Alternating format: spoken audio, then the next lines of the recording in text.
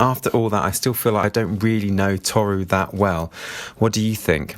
I'm Roger, and this is Bookshook, and today's podcast is all about the second half of Norwegian Wood by Haruki Murakami. So the idea of the podcast is that we'll spend a month reading a book, hopefully together. I'll split the book in 2 equal halves. On the second Friday of the month, I'll share my thoughts and yours on the first half of the book, maybe make a few predictions. And when we've finished reading the book, I'll publish part 2 of the podcast in a similar vein. That'll be on the last Friday of the month. We'll decide whether it's a book we'd recommend to a friend or not. Of course, you don't have to read anything at all. If you're into Audible, then you can listen to the book, or you can do neither, of course, and just join me for the ride. I'll be summarising what happens in the book just for you, but be aware there may be spoilers. You can leave a comment or start a conversation at the Bookshook YouTube channel, or send an email to bookshook@yahoo.com. Welcome to Bookshook.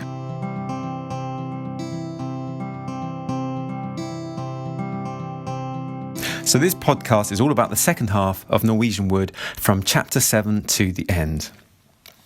So there are a few questions that we had at the end of the previous podcast. What will become of Naoko? Will she die?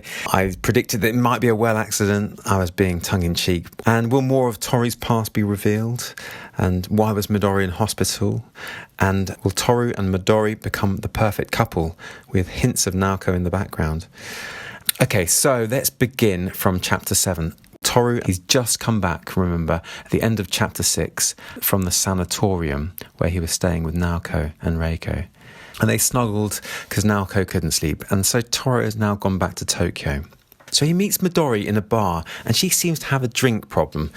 Midori says to Toru, let's go to Uruguay and escape this world and be happy. And Midori describes how free she felt at the laundry deck watching the fire. Quote, going up to the laundry deck with you, watching the fire, drinking beer, singing songs.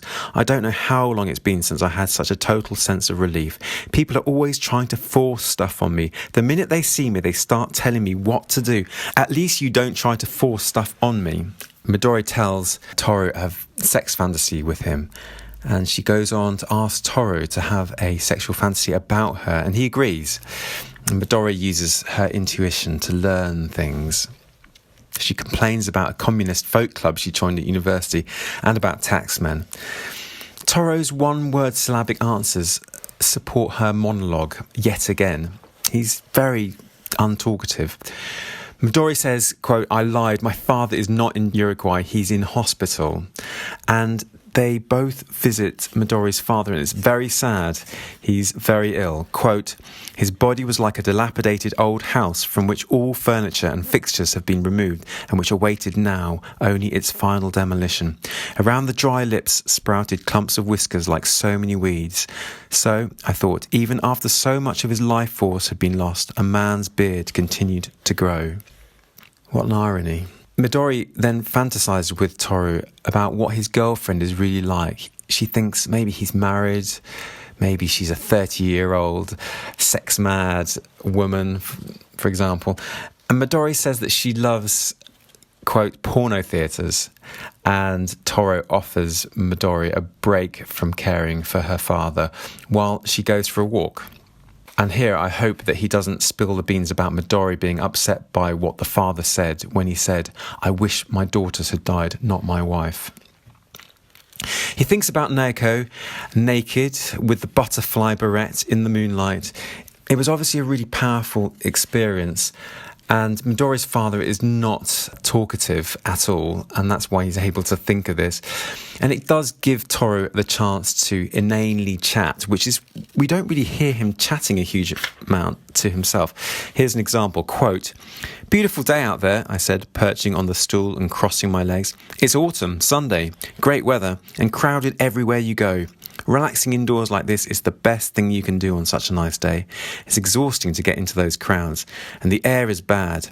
I mostly do laundry on Sundays, wash the stuff in the morning, hang it out on the roof of my dorm, take it in before the sun goes down, do a good job of ironing it. I don't mind ironing at all. There's a special satisfaction in making wrinkled things smooth, and I'm pretty good at it too. Of course, I was lousy at it at first. I put creases in everything. After a month of practice, though, I knew what I was doing, so Sunday is my day for laundry and ironing. I couldn't do it today, of course. Too bad. Wasted a perfect laundry day. Ironing out the wrinkles. I like that. Wrinkles have such a strong negative association in this book. I wonder if he's going to iron out Reiko's wrinkles at some point, ? The gasping father says, quote, "Ticket Midori Ueno Station." It's very cryptic. So my worry about him mentioning that his father said something not particularly nice to his daughter doesn't actually happen. Midori doesn't know what he meant by this cryptic, quote, "Ticket Midori Ueno Station." Midori's father goes on to die, and he relays their shared experience of eating together to Naoko. Quote, "I went to the hospital to visit the father of a girl in one of my classes and ate some cucumbers in his room. When he heard me crunching on them, he wanted some too, and he ate his with the same crunching sound. 5 days later, though, he died. I still have a vivid memory of the tiny crunching he made when he chewed his pieces of cucumber. People leave strange little memories of themselves behind when they die." He goes on, "I miss you something awful sometimes, but in general I go on living with all the energy I can muster. Just as you take care of the birds and the fields every morning I wind my own spring. I give it some 36 good twists by the time I've gotten up, brushed my teeth, shaved, eaten breakfast, changed my clothes, left the dorm and arrived at the university. I tell myself, okay, let's make this day another good one. I hadn't noticed before, but they tell me I talk to myself a lot these days, probably mumbling to myself while I wind my spring. It's hard not being able to see you, but my life in Tokyo would be a lot worse if it weren't for you. It's because I think of you when I'm in bed in the morning that I can wind my spring and tell myself I have to live another good day. I know I have to give it my best here, just as you are doing there. Today's Sunday though, a day I don't wind my spring. I've done my laundry and now I'm in my room writing to you." This winding up of the spring really does remind me of the wind-up bird from his chronicles, Haruki Murakami's chronicles, that is. Maybe this is a theme that goes throughout a lot of his work, I'm not sure. The letter is sincere and very touching. He muses on Midori's dead father's, quote, "paltry legacy," and I'll talk about expectations later. It's quite an important theme again. Toro cuts his hand at the record shop and the hospital fixes it up. He goes to see Nagasawa and says, quote, "I boiled some water and made a cup of tea with a tea bag," which I think is quite an interesting little quote. It's very cultural, very Japanese. I can't remember making a cup of tea with a loose leaf, and I just thought that was a really nice little touch. Nagasawa passed his civil service exams, and he's very mercenary and berates individuals who strive with manual labour. Hatsumi, who is Nagasawa's girlfriend, and Toru go for dinner to celebrate the passing of these exams.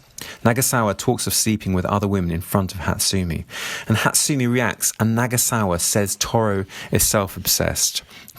And this is Hatsumi. "I've never really got angry at you for fooling around, have I?" And Nagasawa says, "You can't even call what I do fooling around. It's just a game. Nobody gets hurt." "I get hurt," says Hatsumi. "Why am I not enough for you?" And Nagasawa says, "It's just a hunger I have inside me." "We're a lot alike, though, Watanabe and me," he continues. "Neither of us is interested, essentially, in anything but ourselves. Okay, so I'm arrogant and he's not, but neither of us is able to feel any interest in anything other than what we ourselves think or feel or do. That's why we can think about things in a way that's totally divorced from anybody else. That's what I like about him. The only difference is that he hasn't realised this about himself, and so he hesitates and feels hurt." Nagasawa again talks of the similarities between Toro and himself, and he defends himself, Toro. Nagasawa says, quote, "Where Watanabe and I are alike is, we don't give a damn if nobody understands us. That's what makes us different from everybody else. They're all worried about whether the people around them understand them, but not me and not Watanabe." That's Toru, by the way, that's his surname. "We just don't give a damn. Self and others are separate." "Is this true?" Hatsumi asked me. "No way," I said. This is Toro speaking. "I'm not that strong. I don't feel it's okay if nobody understands me. I've got people I want to understand and be understood by. But aside from those few, well, I figure it's kind of hopeless. I don't agree with Nagasawa. I do care if people understand me." He really stands up for himself there. Good. Toro ends up going to a bar with Hatsumi on her own. And then there's some more close studying of females and what they look like. Quote, folding her arms and closing her eyes, Hatsumi sank back into the corner of the seat. Her small gold earrings caught the light as the taxi swayed. Her midnight blue dress seemed to have been made to match the darkness of the cab. Every now and then her thinly daubed, beautifully formed lips would quiver slightly, as if she had caught herself on the verge of talking to herself. Watching her, I could see why Nagasawa had chosen her as his special companion. There were any number of women more beautiful than Hatsumi, and Nagasawa could have made any of them his, but Hatsumi had some quality that could send a tremor through your heart. It was nothing forceful. The power she exerted was a subtle thing, but it called forth deep resonances. I watched her all the way to Shibuya, and wondered, without ever finding an answer, what this emotional reverberation that I was feeling could be. And then we have this beautiful description of the kind of longing that I touched on in the previous podcast, youthful yearning. This is Toro speaking. Quote, it finally hit me some dozen or so years later. I had come to Santa Fe to interview a painter and was sitting in a local pizza parlour, drinking beer and eating pizza and watching a miraculously beautiful sunset. Everything was soaked in brilliant red. My hand, the plate, the table, the world, as if some special kind of fruit juice had splashed down on everything. In the midst of this overwhelming sunset, the image of Hatsumi flashed into my mind, and in that moment I understood what that tremor of the heart had been. It was a kind of childhood longing that had always remained, and would forever remain, unfulfilled. I had forgotten the existence of such innocent, all but seared-in longing, forgotten for years to remember that such feelings had ever existed inside me. What Hatsumi had stirred in me was a part of my very self that had long lain dormant. And when the realization struck me, it aroused such sorrow I almost burst into tears. She had been an absolutely special woman. Someone should have done something, anything, to save her. We learn that around 4 years after this, Hatsumi, another bright butterfly, kills herself. Going forward in the narrative, Hatsumi and Toru shoot pool, and he goes back to her flat, and she fixes his bandage. Toru writes a letter to Naoko, quote, part of what Kazuki and I shared when we were 16 and 17 has already vanished, and no amount of crying is going to bring that back. Toru meets up with Midori, and she went to a place called Nara with her boyfriend after the funeral. But she didn't have a good time, and she persuades Toru to go to a disco. Quote, this is so much fun, she exclaimed when we took a break at a table. I haven't danced like this in ages. I don't know, when you move your body, it's kind of like your spirit gets liberated. Your spirit is always liberated, I'd say. No way, she said, shaking her head and smiling. Anyhow, now that I'm feeling better, I'm starved. Let's go for pizza. I do like Midori's exuberance there. She shows her body to a picture of her father to say, look, this is me, the daughter you made. She's craving her father's acceptance there in this scene, and her sister is shocked when she finds her like this. This is Midori speaking. Quote, I explained why I was doing it and said, so take off your clothes and sit down next to me and show him too, Momo. Her sister's name is Momo. But she wouldn't do it. She went away shocked. She's got this really conservative streak. Toru says, in other words, she's relatively normal, you mean? Nice little comment there. Then we've got some more excellent dialogue with Midori as he's trying to soothe her in bed. Quote, practically falling over the edge of Midori's little bed, I held her in my arms, nose against my chest. Midori set her hands on my hips. My right arm curled around her back while I tried to keep from falling off by hanging onto the bed frame with my left hand. This was not exactly a situation conducive to sexual excitement. My nose was resting on her head, and the short-cut hairs there would give it a tickle every now and then. Come on, say something to me, Midori said, with her face buried in my chest. What do you want me to say? Anything, something to make me feel good. You're really cute, I said. Midori, she said. Say my name. You're really cute, Midori, I corrected myself. What do you mean, really cute? So cute the mountains crumble and the oceans dry up. Midori lifted her face and looked at me. You have this special way with words. I can feel my heart softening when you say that, I said, smiling. Say something even nicer. I really like you, Midori, a lot. How much is a lot? Like a spring bear, I said. A spring bear? Midori looked up again. What's that all about, a spring bear? And he says, you're walking through a field all by yourself one day in spring, and this sweet little bear cub with velvet fur and shiny little eyes comes walking along, and he says to you, hi there, little lady, want to tumble with me? So you and the bear cub spend the whole day in each other's arms, tumbling down this clover-covered hill. Nice, huh? Yeah, really nice, says Midori. That's how much I like you. That is the best thing I've ever heard, said Midori, cuddling up against my chest. If you like me that much, you'll do anything I tell you to do, right? You won't get mad, right? No, of course I won't get mad. And you'll take care of me always and always? Of course I will, I said, stroking her short, soft, boyish hair. Don't worry, everything is going to be fine. But I'm scared, she said. I held her softly, and soon her shoulders were rising and falling, and I could hear the regular breathing of sleep. I slipped out of her bed and went to the kitchen, where I drank a beer. When she falls asleep, he explores the bookshop, and then the narrative continues, and he receives a letter from Naoko, and he also gets a jumper knitted by both Reiko and Naoko for his birthday. Continuing on, we get more of these water metaphors. Quote, thinking back on the year 1969, all that comes to mind for me is a swamp, a deep, boggy swamp that feels as if it's going to suck my shoe off each time I take a step. I walk through the mud exhausted. In front of me, behind me, I can see nothing but an endless swampy darkness. Time itself slogged along in rhythm with my faltering steps. The people around me had gone on ahead long before, while my time and I hung back, struggling through the mud. The world around me was on the verge of great transformations. Death had already taken John Coltrane, who was joined now by so many others. People screamed there'd be revolutionary changes, which always seemed to be just ahead at the curve in the road. But the changes that came were just two-dimensional stage sets, background without substance or meaning. I trudged along through each day in its turn, looking up only rarely, eyes locked on the endless swamp that lay before me, planting my right foot, raising my left, planting my left foot, raising my right, never sure where I was, never sure I was headed in the right direction, knowing only that I had to keep moving one step at a time. This time it's not a dry or full well or a sluice, but thick, sticky mud. Ugh. Continuing on, Midori moves to an apartment. And this is great because she's so much happier there.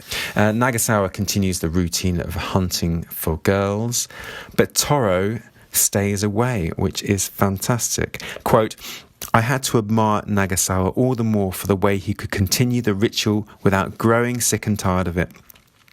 Maybe what Hatsumi had said to me had some effect. I could make myself feel far happier just thinking about Naoko than sleeping with some stupid, nameless girl. Reiko writes to say, come and stay. And so he does. And it's quite similar to the last time. Naoko can't become sexually excited by Toro, and she is extremely frustrated by this. Quote, and this is Toro speaking, it's strictly psychological, I'm sure. Give it time, there's no hurry. Naoko says, all of my problems are strictly psychological. What if I can never get better? What if I can never have sex for the rest of my life? Can you keep loving me just the same?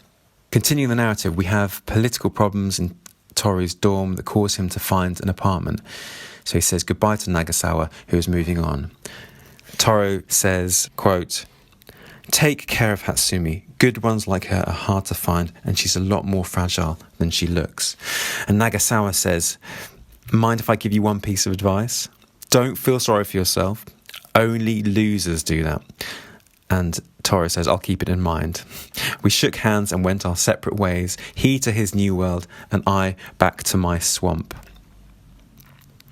Continuing the narrative, it's now 1970. Midori is livid that Toru has moved and not been in touch. She refuses to speak to him, so he writes to her, but she doesn't write back to him. And Reiko writes to say that Naoko is getting worse. She's beginning to hear voices. Toru is heavily affected by the letter from Reiko. Quote, hey there, Kazuki. I thought, unlike you, I've chosen to live, and to live the best I know how. Sure, it was hard for you. What the hell? It's hard for me. Really hard. And all because you killed yourself and left Naoko behind. But that's something I will never do. I will never, ever turn my back on her. First of all, because I love her, and because I'm stronger than she is. And I'm just going to keep on getting stronger. I'm going to mature. I'm going to be an adult, because that's what I have to do. I always used to think I'd like to stay 17 or 18, if I could, but not anymore. I'm not a teenager anymore. I've got a sense of responsibility now. I'm not the same guy I was when we used to hang out together. I'm 20 now, and I have to pay the price to go on living. Toru is heavily affected by the letter. He's looking at some cherry blossoms and he says, quote, "In the spring gloom, they looked like flesh that had burst through the skin over festering wounds. The garden filled up with the sweet, heavy stench of rotting flesh, and that's when I thought of Naoko's flesh. Naoko's beautiful flesh lay before me in the darkness, countless buds bursting through her skin, green and trembling in an almost imperceptible breeze. Why did such a beautiful body have to be sick, I wondered. Why didn't they just leave Naoko alone? I went inside and closed my curtains, but even indoors there was no escape from the smell of spring. It filled everything from the ground up, but the only thing the smell brought to mind for me now was that putrefying stench. Shut in behind my curtains, I felt a violent loathing for spring. I hated what the spring had in store for me. I hated the dull, throbbing ache it aroused inside me. I had never hated anything in my life with such intensity. I spent 3 straight days after that all but walking on the bottom of the sea. I could hardly hear what people said to me, and they had just as much trouble catching anything I had to say. My whole body felt enveloped in some kind of membrane, cutting off any direct contact between me and the outside world. I couldn't touch, quotes, them, and, quotes, they couldn't touch me. I was utterly helpless, and as long as I remained in that state, they were unable to reach out to me. My mind had gone slack, like the soggy roots of a subterranean plant. I like the inversion of spring here as a joyful month. It reminds me a lot of the opening of The Wasteland by T.S. Eliot. And he uses another water metaphor, this time the sea. Walking on the bottom of the sea, it's so detached, so isolated. And again, we've got more water with those soggy roots. Going on, Midori finally relents and writes to say that she wants to see him.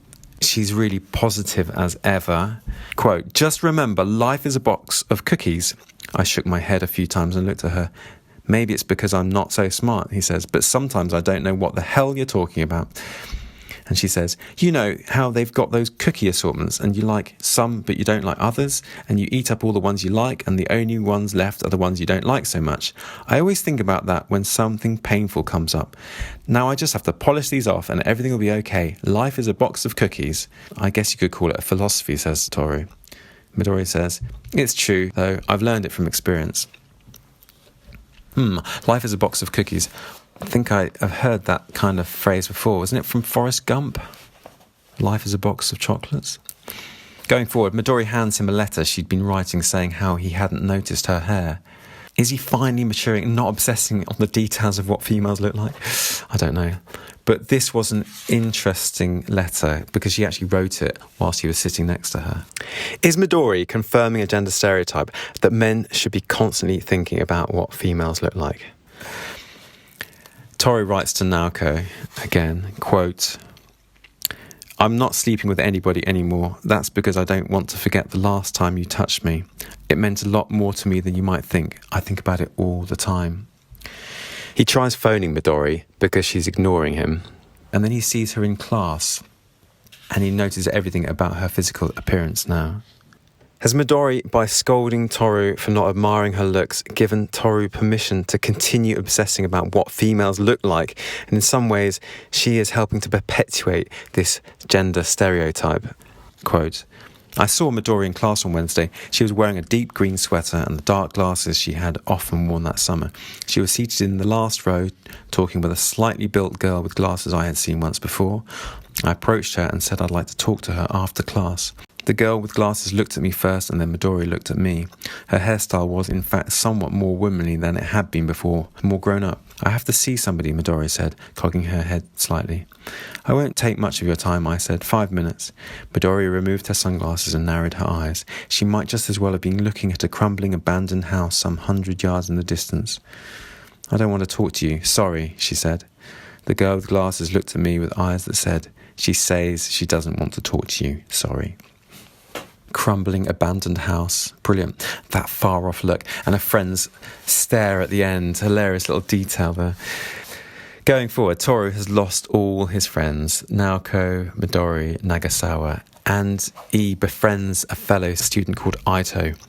Quote, "It took quite a while before this gentle, quiet student from the oil painting department of an arts college would engage me in conversation, but eventually we started going to a nearby bar after work and talking about all kinds of things. He also liked to read and listen to music, and so we'd usually talk about books and records we liked. He was a slim, good-looking guy with much shorter hair and far cleaner clothes than the typical art student. He never had a lot to say, but he had his definite tastes and opinions. He liked French novels, especially those of Georges Bataille and Boris Vian. For music, he preferred Mozart and Ravel, and like me, he was looking for a friend with whom he could talk about such things. It's quite an in-depth description of his physical appearance, so maybe that theme that I was talking about of the male gaze, maybe, or close descriptions of females, maybe that was unfair to Toru or the author. I don't know. What do you think?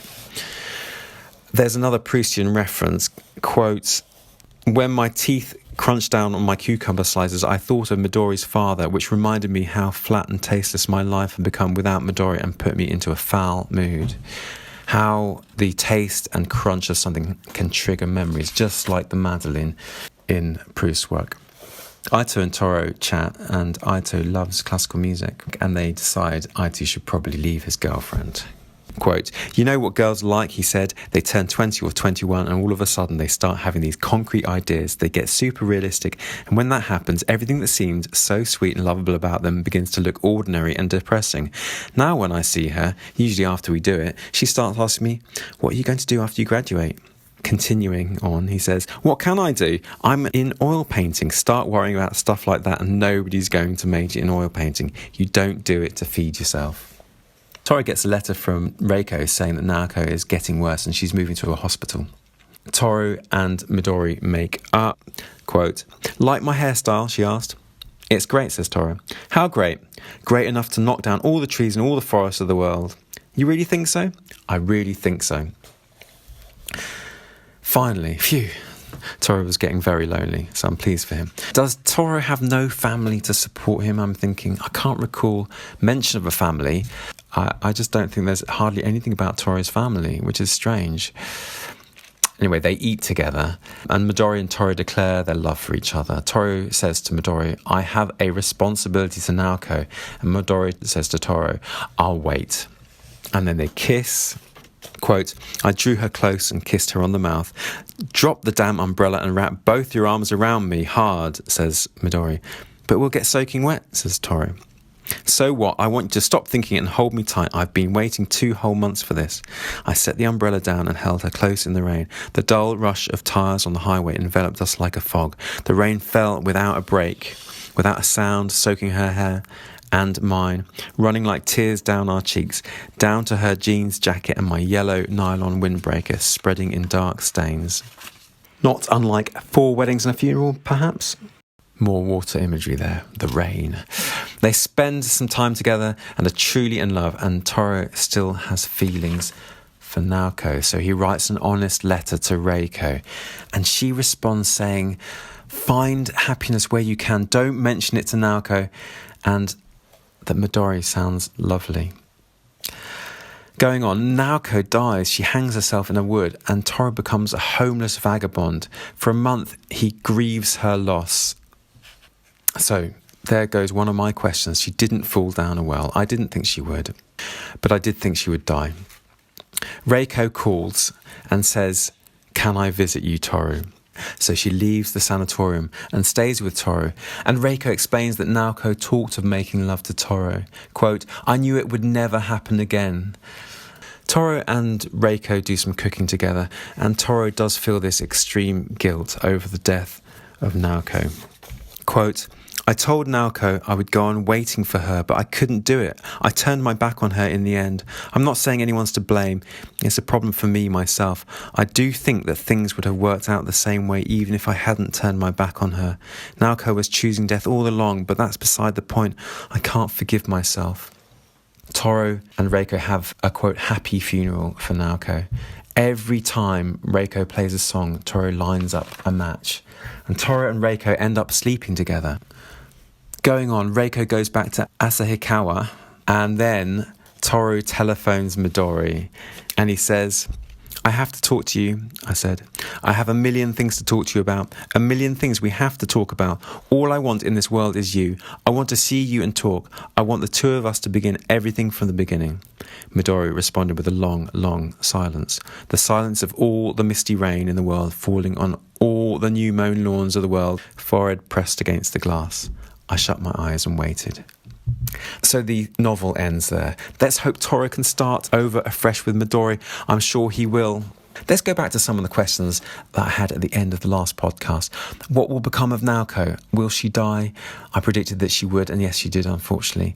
I asked, will more of Toru's past be revealed? It didn't get revealed. And why was Midori in hospital? Well, we found out that it was because of the father that was ill. Will he and Midori become the perfect couple? I think towards the end of the novel, it's clearly looking that way, hopefully. And will Toru continue to command magical admiration from females? Yeah, I think he did. And will Stormtrooper continue to be the butt of jokes? Not really in the second half. Was there more of the close description of what females look like? Yes, there was, but there was also some of men as well. So I was maybe being a little bit unfair in the first half of the podcast. What do you think? Let's look at some of the themes and ideas and how some of them have been continued. Expectations. So Midori says, you don't try to force stuff on me, to Toru, which gives her a great deal of relief. And we've got the legacy of her dead father. These are Toru's thoughts. Quote, I imagine that in death he had shriveled up smaller than ever, and then they had burned him in an oven till he was nothing but ashes. And what had he left behind? A nothing much bookstore in a nothing much neighbourhood, and 2 daughters, at least one of whom was more than a little strange. Again, Toru's expectations and point of view. Her father left behind Midori. What a fantastic legacy. So I think expectations, again, being slightly skewed there. Midori says to Toru, is there anything you want me to change? Quote, my boyfriend, which is to say my ex-boyfriend, had all kinds of things he hated, like when I wore too short skirts, or when I smoked, or how I got drunk right away, or said disgusting things, or criticised his friends. So if there's anything about me you don't like, just tell me and I'll fix it if I can. Toru says, I can't think of anything, which is a good thing to say. So again, expectations. We have more of this close analysis or looking at females. Quote, I went down to the lobby to find Midori wearing an incredibly short jean skirt and sitting there with her legs crossed, yawning. Every guy passing through on his way to breakfast slowed down to stare at her long, slim legs. She did have really nice, long legs. Going on, Midori says, all these guys are staring at my legs. And Toru says, what do you expect coming into a men's dorm in such a short skirt? Of course they're going to stare at you. And then the doctor says to Midori, quote, that's some short skirt you're wearing. What do you do on stairways? Really inappropriate comment from the doctor. But she just laughs it off. But we also have, as I mentioned earlier, quite a lengthy description of what I2 looks like. We've got this theme of perhaps Toru growing into a more responsible, mature person than in the first half. He's not going, quote, girl hunting with Nagasawa anymore. And he's choosing to live unlike Kazuki. Quote, hey there, Kazuki. I thought, unlike you, I've chosen to live and to live the best I know how. Sure, it was hard for you. What the hell? It's hard for me. Really hard. And all because you killed yourself and left Naoko behind. But that's something I will never do. I will never, ever turn my back on her. First of all, because I love her, because I'm stronger than she is. And I'm just going to keep on getting stronger. I'm going to mature. I'm going to be an adult, because that's what I have to do. I always used to think that I'd stay 17 or 18 if I could, but not anymore. I'm not a teenager anymore. I've got a sense of responsibility now. I'm not the same guy I was when we used to hang out together. I'm 20 now, and I have to pay the price to go on living. Now, I know these are only words, but I do think that he's becoming more responsible with his actions. Would I recommend this book? I would recommend it to someone who was interested in 1980s writing. I feel like it's very dated, and it's also dealing with some very strong emotions and relationships and some difficult subject matter, so I'd need to check that that's the sort of thing that that person might be interested in. So definitely not for everyone. Personally, I found it interesting, but not particularly enjoyable. I just want to talk a little bit about Haruki Murakami. I don't know much about him, but Wikipedia thankfully does. He was born in 1949. His books and stories have been bestsellers in Japan as well as internationally, with his work being translated into 50 languages and selling millions of copies outside his native country.